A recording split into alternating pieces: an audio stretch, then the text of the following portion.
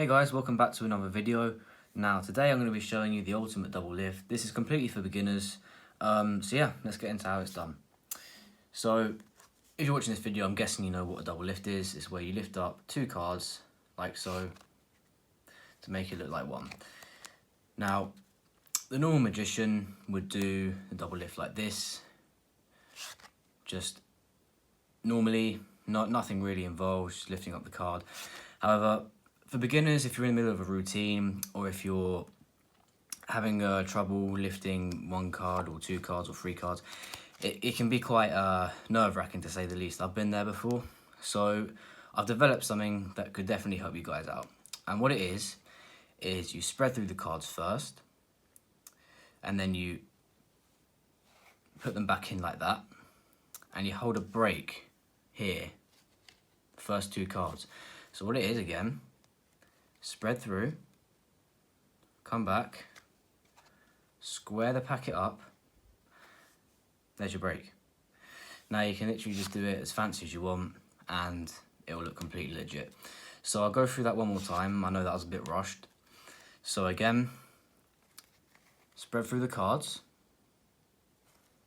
come back, use your index finger on your left hand to make a break, square the packet up. I'll show you from a different angle this time. Square the packet up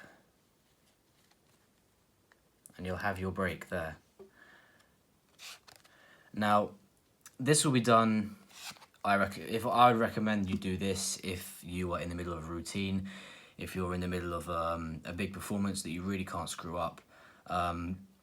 And the reason I say to do this is because even really good magicians can occasionally mess up. I've messed up countless times, and it's embarrassing to say the least. I'm sure some of you have been there before. But if you do not want to do that, there's another way. There are loads of tutorials of the double lift on YouTube. I'll go through it though.